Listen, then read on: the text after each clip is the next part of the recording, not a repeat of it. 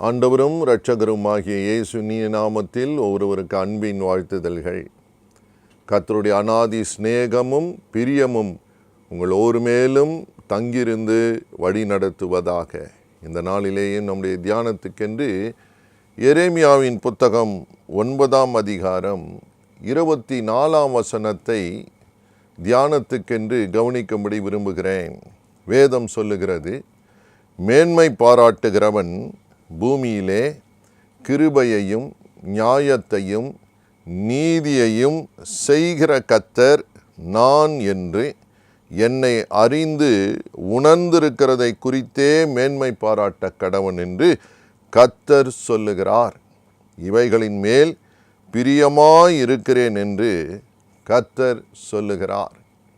எனக்கு அன்பார்ந்த சகோதரனே சகோதரியே, இந்த நாளிலேயும் உங்களுக்கு எவ்வளோ காரியங்கள் பிரியப்படலாம். இப்படியெல்லாம் நடந்தால் நல்லது என்று நீங்கள் ஆசைப்படலாம். ஆனால் அதற்கு மேலே தேவன் எதில் பிரியமாயிருக்கிறார்? உங்களை அழைத்த கர்த்தர். ஒரு வார்த்தை இருக்கிறது இந்த வசனத்திலே, செய்கிற கர்த்தர். It's a God who does everything. செய்கிற கர்த்தர். அவருக்கு பிரியம் ஒன்று இருக்கிறது. அவருக்கு என்ன பிரியம்? நீங்கள் அவர் யார் என்று அறிந்து கொள்ள வேண்டும் என்று அவர் விரும்புகிறார். அவர் என்ன செய்கிற கர்த்தர் என்று வேதம் சொல்லுகிறது தெரியுமா? கிருபையை உங்களுக்கு செய்கிற கர்த்தர். உங்களுக்கு கிருபை செய்ய விரும்புகிறார். அடுத்தது, உங்களுக்கு நியாயத்தை செய்ய விரும்புகிறார்.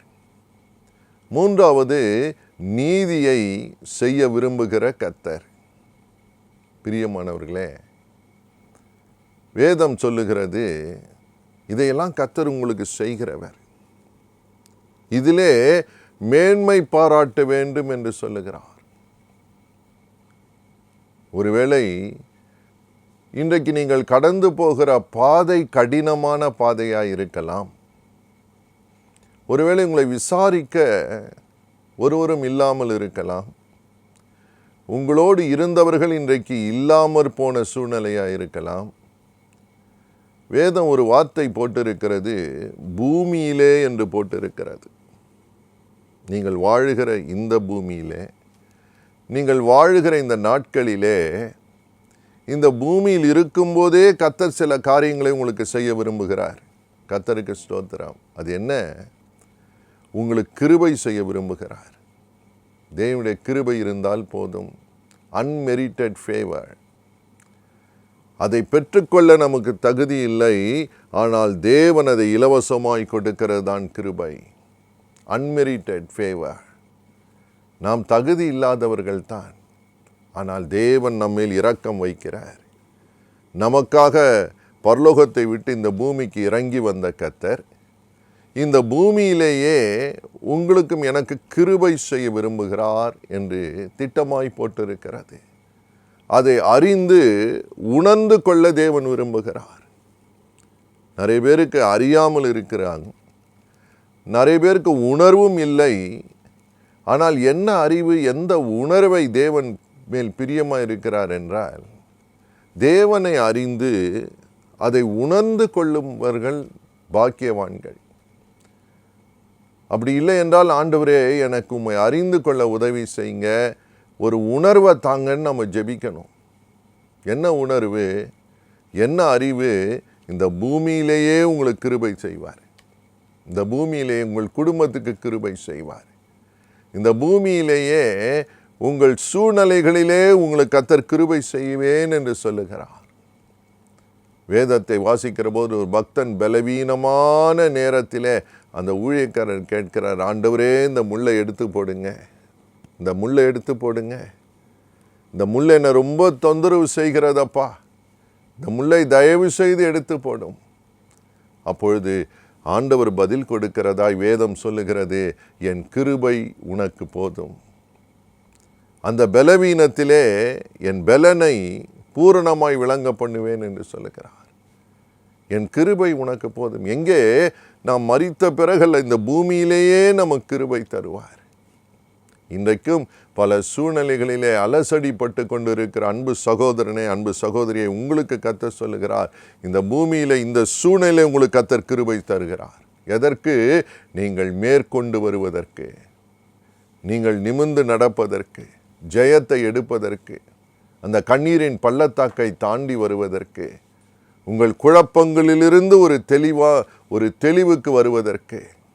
இந்த பூமியிலே அடுத்து கர்த்தர் செய்ய விரும்புகிறது நியாயம். நியாயக்கேடு நிறைந்த உலகத்தில் வாழ்கிறோம். பிரியமானவர்களே, பெற்றோரை மதிக்காத பிள்ளைகள் அல்லது பிள்ளைகளை விட்டுவிட்டு விலகி விடுகிற பெற்றோர்கள், எந்த விதத்திலேயும் பல அநியாயங்கள் இந்த பூமியில் நடந்து கொண்டு இருக்கிற போது கர்த்தர் யார்? உங்களுக்கு நியாயம் செய்கிற கர்த்தர். Praise the Lord. காரணமில்லாமல் உங்களை பகைக்கலாம்.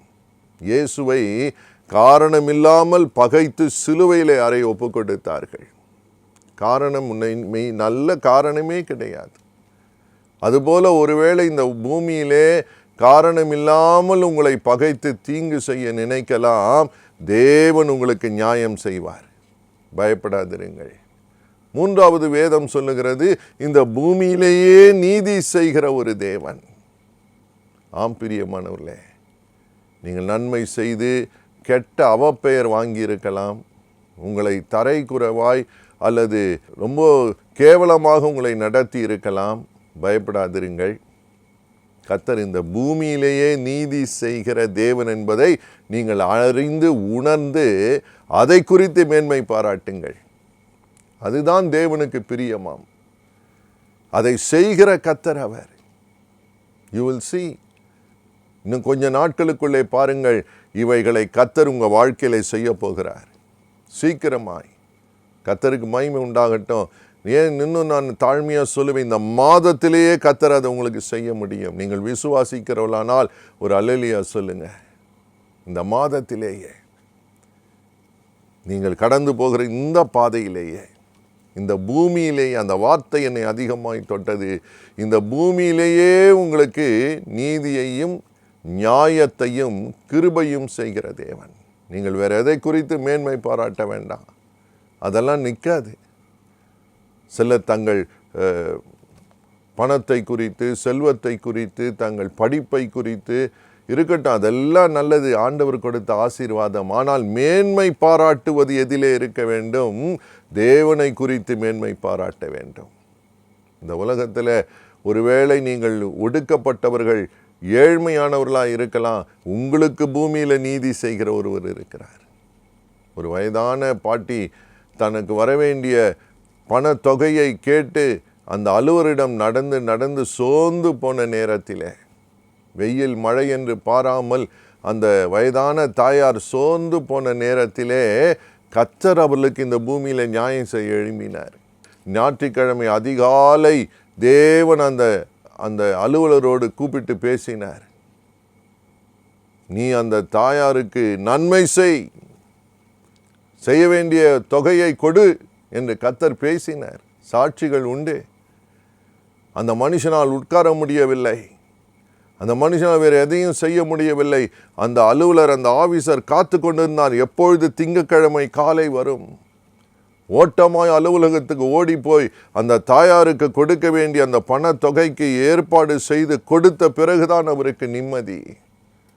பல மாதங்கள் அலக்கழித்த அந்த சூழ்நிலை. ஆனால் தாயாருக்கு பூமியிலேயே கிருபையும் நியாயத்தையும் செய்கிற கர்த்தராய் அவர் விளங்கினார். சாட்சிகள் உண்டு. பயப்படாதிருங்கள். இன்றைக்கு அதே தேவன் உங்கள் பக்கத்தில் நிற்கிறார். நாம் எதை குறித்து மேன்மை பாராட்டுகிறோம்? அறிவை குறித்தா, அந்தஸ்தை குறித்தா, அழகை குறித்தா, நம்ம பின்னணியை குறித்தா? இல்லை. நம்ம ஒன்று மாத்திரம் மேன்மை பாராட்டணும். உங்களுக்காக ஜீவனை கொடுத்த ஒரு தேவன், உங்களுக்காக சிலுவிலே இரத்தத்தை சிந்தின தேவன், இந்த பூமியிலேயே கிருபை செய்த தேவன். வேதம் சொல்லுகிறது, கிருபையினாலே விசுவாசத்தை கொண்டு ரட்சிக்கப்பட்டீர்கள். தேவ கிருபை வரும்போது விசுவாசம் உள்ளே வருகிறது. அந்த விசுவாசத்தை கொண்டு இயேசு எனக்காக இந்த பாடுகளை அனுபவித்தார் என்று ஏற்றுக்கொள்ளுகிற போது உள்ளத்தை திறக்கிற போது தேவன் கிருபை செய்கிறார். ஒரு புதிய வாழ்க்கையை ஆரம்பிக்க செய்கிறார். பழையவைகள் ஒழிந்து போயின, எல்லாம் புதிதாயின என்று வேதம் சொல்லுகிறதே. உங்கள் பழைய கசப்புகள், பழைய தோல்விகள், பழைய வருத்தங்கள், பழைய போராட்டங்கள், எனக்கு சிலரை தெரியும், அதையே பேசி கொண்டிருப்பார்கள். பழையதையே பேசி கொண்டிருப்பார்கள். கடந்த நாட்களையே பேசி கொண்டிருப்பார்கள். தோல்விகளையே பேசி கொண்டிருப்பார்கள். ஒரு பிரயோஜனம் இல்லை. நீங்கள் மேன்மை பாராட்ட வேண்டும் என்றால் இந்த பூமியிலே கிருபை செய்கிற ஒரு கர்த்தர் இருக்கிறார், இயேசு இருக்கிறார் என்று மேன்மை பாராட்டுங்கள். அதனால் நீங்கள் தேவனுக்கு பிரியமானதை தெரிந்து கொள்வீர்கள். நீங்கள் தேவனுக்கு பிரியமானது என்று அறிந்து உணர்ந்து கொள்வீர்களானால் நிச்சயமாகவே பரலோகத்தின் தேவன் நன்மையினால் உங்களை முடிசூட்டுகிறதை காண்பீர்கள். இன்றைக்கு அநேக சாட்சிகள் இருக்கிறது. வேதம் சொல்லுகிறது, எபிரேயர் 12:1 மேகம் போன்ற திரளான சாட்சிகள் நம்மை சூழ்ந்து கொண்டிருக்க, சிலர் வெறும் இருளை மாத்திரம் பார்க்கிறார்கள், கசப்பானதை மட்டும் பார்க்கிறார்கள், தவறான செய்திகளையே பார்க்கிறார்கள், தவறான எண்ணங்களுக்கே இடம் கொடுக்கிறார்கள். இல்லை, பெரிய கர்த்தர் இன்றைக்கு செய்கிற கர்த்தர் அவர். அவரை குறித்து மேன்மை பாராட்டுவோம். உங்கள் வாழ்க்கையில் புதிய திருப்பங்களை கர்த்தர் கொண்டு வரப்போகிறார். ஹல்லேலூயா. ஐயா, யாருமே இல்லை எனக்கு நியாயம் செய்ய என்று வருத்தப்படாதிருங்கள்.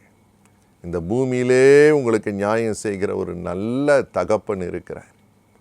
ஆம் பிரியமானவர்களே, உங்களை தூக்கிவிட உங்கள் சுக வாழ்வை விரும்புகிற ஒரு கர்த்தர் இருக்கிறார். ஐயா, ஒருவேளை நான் செய்த தவறினால் இந்த சூழ்நிலைக்கு வந்துவிட்டேன், இனி எப்படி என்னால் வாழ முடியும் என்று சோர்ந்து போகாதிருங்கள். எவரையும் மேன்மைப்படுத்த என்று வேதம் சொல்லுகிறது. கர்த்தரிடத்தில் ஒப்பு கொடுப்போமா? இருக்கிற இடத்துல, ஆண்டவரே நான் இன்று முதல் உம்மை மேன்மை பாராட்டுவேன் என்று சொல்லி ஒரு தீர்மானத்தை எடுப்போம். நான் உம்மையை புகழுவேன், நீர் எனக்கு நியாயம் செய்வீர், கிருபை செய்வீர், நீதி செய்வீர் என்று ஸ்தோத்திரம் பண்ணுங்க. இப்பொழுது கர்த்தர் ஆசீர்வதிப்பார். ஜெபிக்கலாம். எங்களை நேசிக்கிற நல்ல தகப்பனே, என்னோடு கூட இணைந்து உம்மை துதிக்கிற அன்பு உள்ளங்களை பாரும்.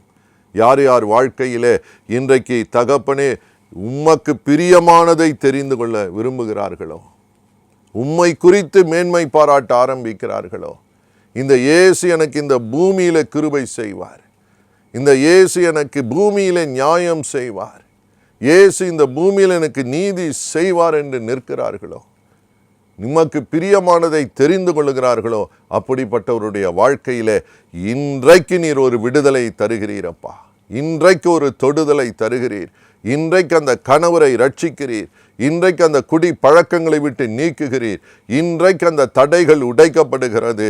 இப்பொழுது தகப்பனே, இப்பொழுது தகப்பனே, ஆறுதலற்று இருக்கிற உள்ளங்களுக்கு ஆறுதல் அப்பா. கணவன் மனைவிக்குள்ளே இருக்கிற அந்த குழப்பங்கள் நீங்கி, அந்த சச்சரவுகள் நீங்கி ஒரு பெரிய சமாதானம் உண்டாகட்டும், சமாதானம் உண்டாகட்டும். பிரிந்த உள்ளங்கள் இணையட்டும் அப்பா. மனது உருகி ஆசீர்வதிக்கிற கர்த்தர், ஒவ்வொருடைய கண்ணீரையும் துடைக்கிறவர். தகப்பனே என்னை மன்னியும், நான் எனக்கு பிரியமானதையே செய்தேன், இப்பொழுது உமக்கு பிரியமானதை செய்ய விரும்புகிறேன் என்று ஒப்புக்கொடுக்கிற ஒவ்வொருவர் மேலும் உடைய கரம் அமரட்டும்.